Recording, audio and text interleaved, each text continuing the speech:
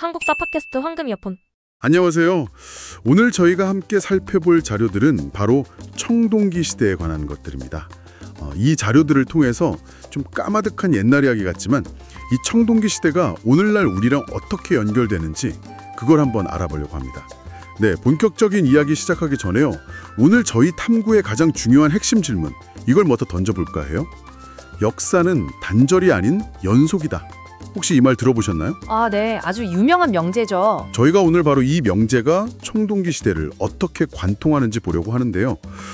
특히 청동기 시대 대표 유물이라는 반달 돌칼. 이게 사실은 돌칼이라는 점. 그리고 아주 오래된 신앙, 토테미즘 있잖아요. 네네, 있죠. 이게 오늘의 프로야구팀 이름에 남아있다는 점. 이런 걸 통해서 그 증거를 한번 찾아보려고 합니다. 이거 정말 흥미롭지 않나요? 네, 아주 흥미로운 시작입니다.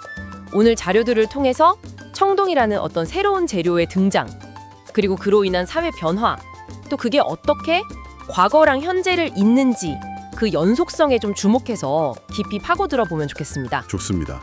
단절된 과거가 아니라 연결된 흐름으로서의 역사. 기대되는데요.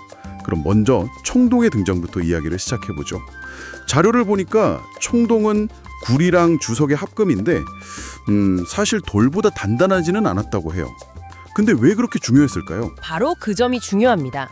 청동이 돌보다 무르긴 했지만 일단 녹여서 원하는 모양으로 만들 수 있고 또 날카롭게 벼리거나 다시 고쳐 쓰기도 좋았거든요. 아, 가공이 쉬웠군요. 그렇죠.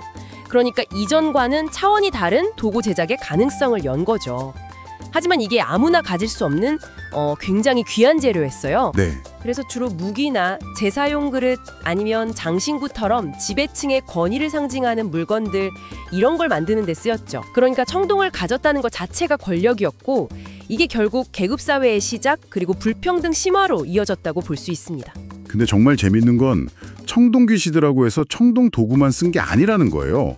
이게 마치 최신 스마트폰이 나와도 필요에 따라서 이전 모델 계속 쓰기도 하잖아요. 그런 것처럼 기존의 석기, 특히 간석기도 여전히 널리 쓰였다는 거죠. 맞습니다. 핵심은 바로 용도의 분화라고 할 수 있어요. 용도의 분화요? 네. 귀한 청동은 이제 지배층의 상징물이나 무기 제작 이런 데 집중이 되었고, 농사처럼 일상적이고 또 많은 도구가 필요한 일에는 여전히 효율적인 간석기가 주로 사용된 거죠. 그러니까 새로운 기술이 나왔다고 기존 기술이 완전히 사라지는 게 아니라 각자의 역할에 맞게 공존하면서 변화하는 겁니다. 이게 바로 역사의 중요한 연속성을 보여주는 지점이죠. 아, 그래서 청동기 시대를 대표하는 유물로 반달 돌칼이 꼽히는데도 이게 청동이 아니라 간석기라는 거군요. 잠깐만요. 근데 이건 좀 의외인데요. 청동기가 그렇게 중요했다면서 왜 대표적인 농기구는 돌로 만들었을까요? 그렇죠. 좀 이상하게 들릴 수도 있는데 네. 이름도 보니까 모양, 재료, 용도 순서라니 이름만으로도 정보가 다 담겨 있네요. 네, 맞아요.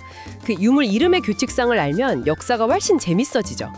근데 왜 돌칼이었냐 하면 농사에는 도구가 정말 많이 필요했잖아요. 그렇죠. 근데 청동은 너무 귀하고 만들기도 어려웠으니까 벼 이삭 같은 걸 베는 데는 잘 만든 간석기, 즉 반달 돌칼이 훨씬 효율적이었을 겁니다. 가성비가 좋았다고 할까요? 그리고 반달 돌칼에 보면 구멍이 2개 뚫려 있잖아요. 그건 왜 있는 거예요? 한번 상상해 보세요. 벼 이삭을 벨 때 매끄러운 돌칼이 손에서 휙 빠져나가면 다칠 수도 있고 불편하잖아요. 아, 그렇겠네요. 그래서 이 구멍에 끈을 꿰어서 손가락에 걸거나 꺾어서 사용했던 거죠. 당시 농부들의 어떤 실용적인 지혜가 엿보이는 부분입니다. 이런 걸 알고 보면 박물관의 유물들이 그냥 돌멩이가 아니라 훨씬 생생하게 다가올 거예요. 와, 정말 그러네요.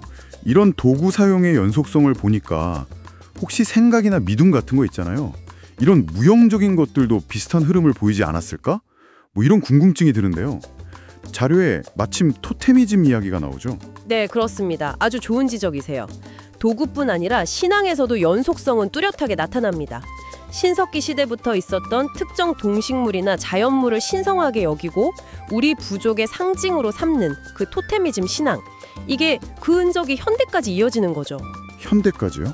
어떻게 이어지나요? 자료에서는 프로야구팀의 예를 들고 했잖아요.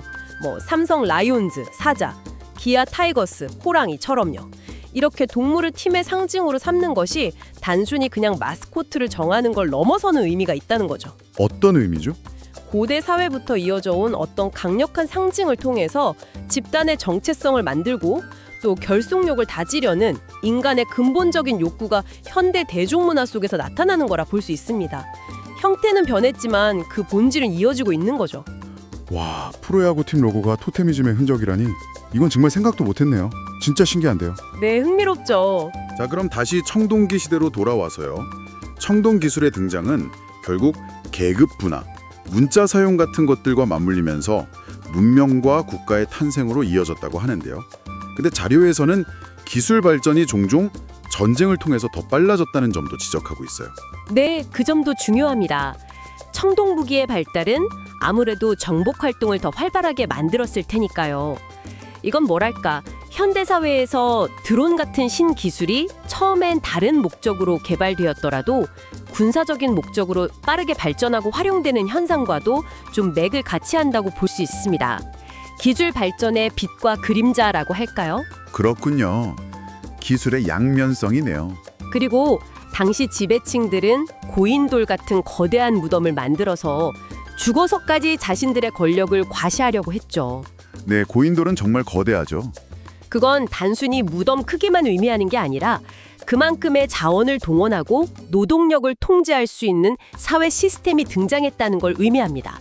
이게 바로 초기 국가 형태로 발전하는 기반이 되었다고 볼 수 있고요. 아, 오늘 자료들을 쭉 살펴보니까 청동기 시대라는 게 그냥 아주 먼 옛날 이야기가 아니라 생각보다 놀랍도록 현재 우리의 모습과 닮아 있고 또 연결되어 있다는 걸 느낍니다.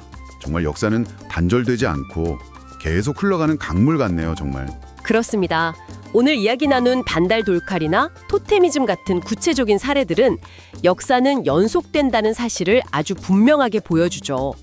과거의 기술, 사회 구조, 어떤 신념 체계가 완전히 사라지는 게 아니라 끊임없이 변형되고 진화하면서 지금 우리의 삶 속에 녹아 있는 겁니다.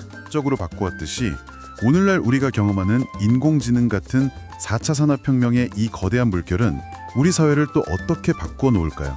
그리고 당신은 이 변화 속에서 어떤 기회를 보고 또 어떤 미래를 만들어가고 싶으신가요? 한번 깊이 생각해 보시는 건 어떨까요? 한국사 팟캐스트 황금 이어폰